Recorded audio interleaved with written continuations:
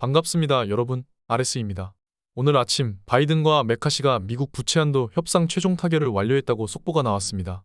내년까지 부채 한도를 상향하고 내년 지출을 동결하기로 확정했다고 전했습니다. 이에 나스닥 선물은 0.5% 정도 상승 중입니다. 저번 주 금요일 나스닥은 또 2% 이상 폭등했습니다. 연일 계속되는 폭등입니다. 금요일 아침 TQ는 32불 즈음이었습니다. 나스닥은 2%가 넘게 폭등해서 TQ는 7%가 넘는 폭등을 또 보여주었습니다. 테슬라도 무려 5%에 가까운 폭등을 보여주었고 200불을 도전하러 가는 모습을 보였습니다. 아직 테슬라는 AI 수혜를 입고 있지는 않는 모습입니다. 테슬라는 급등하는 모습을 나타낼 수도 있습니다. 반도체 3배 레버리지는 무려 20% 가까이 또 폭등했습니다. 전날에도 20%가 넘는 폭등을 했는데 한 번 더 폭등한 것입니다. 그동안 낮은 가격에 머물렀기도 했고 반도체 주식들이 이제 모멘텀을 타고 상승하기 시작했습니다. 앞으로 반도체 주식들은 이전 석유 기업들과 같은 평가를 받게 될 것입니다. 반도체는 4차 산업혁명의 기름입니다. 나스닥 위주로 상승했고 특히 반도체로 돈이 흘러들어간 것을 볼 수 있었습니다. 에너지 주식들은 상대적으로 약세를 보였습니다. 진정한 광기가 시작된 것이라면 반도체 회사들은 더 높은 가격을 받을 자격이 있죠. SOXX입니다. 반도체 지수를 따라가는 ETF입니다. SOXL의 모태인데 4월 말에 추세를 깨고 2번이나 지지하는 모습을 보였습니다. 파란색 트렌드 채널은 제가 3월에 작성했던 트렌드 지표인데 이 지표를 이탈하고 2번 지지하는 모습을 보여줄 때 매수할 수 있는 적기였습니다. 저는 반도체를 매수하진 않았지만 저번 영상에서도 말씀드렸다시피 TQ와 테슬라를 제외하고 단 하나의 주식을 꼽는다면 반도체를 살 것이라고 SOXL을 매수할 것이라고 말씀드린 바 있습니다. 기회가 된다면 SOXL도 다시 기회가 온다면 멤버십에서 언급해드리겠습니다. 현재 나스닥은 12,975입니다. 그에 비해 나스닥 100은 14,298입니다. 이는 나스닥 상위 기업들이 지수를 이끌고 있기 때문입니다. 버블의 영역에 들어선 엔비디아 같은 기업들이 나스닥 100 지수를 이끌고 있습니다. 파란색이 나스닥 100이고 빨간색이 나스닥입니다. 나스닥은 길게 보면 자사주 매입이 커진 2014년도부터 나스닥 100이 나스닥을 크게 앞서가기 시작했습니다. QQQ는 나스닥 100을 따라갑니다. 나스닥 100을 보고 만든 ETF가 QQQ입니다. 우리가 투자하는 TQ는 QQQ를 따라가고요. 어쨌든 우리는 나스닥 100에 투자하고 있는 것입니다.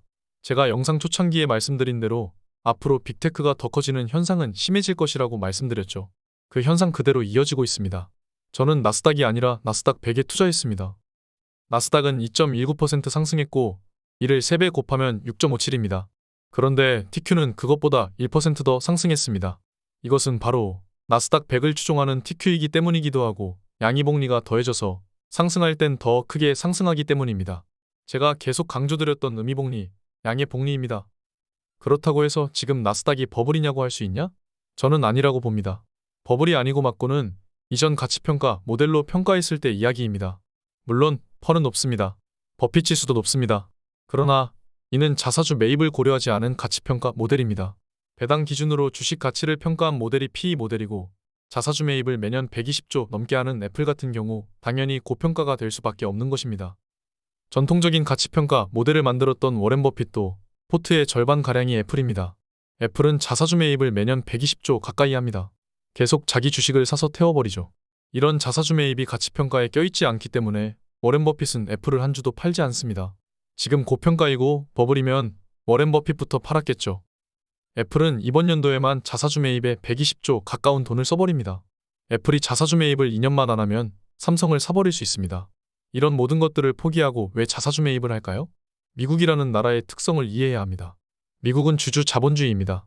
한국은 주주를 물주로 보는 물주 자본주의이고요. 빅테크는 전부 배당보다는 자사주 매입을 통해 주식 가격을 높여버리죠. 이러한 상황에선 전통적인 모델보단 새로운 패러다임의 전환으로 바라봐야 합니다. 자, 그렇다면 지금 매수를 할 수 있을까요? 정말 간단하게 봅시다.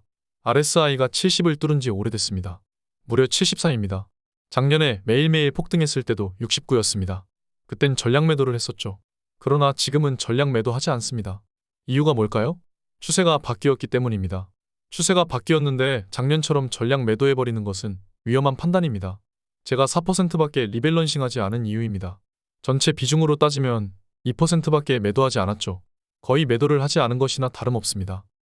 생각보다 S&P가 큰 상승은 하지 않고 있기 때문에 피어 앤 그리드 인덱스가 극단적 욕심은 아니지만 이러한 구간에서 굳이 매수를 할 필요는 없다고 생각합니다. 저는 더 기다릴 것입니다. 지금 만약 포모가 온다고 불타기를 한다면 제 원칙은 산산조각 나버리는 것입니다. 만약 이대로 나스닥이 한 5% 정도 더 올라서 진짜 상승장으로 가버린다고 하면 그땐 조정 시 불타기를 할 예정입니다.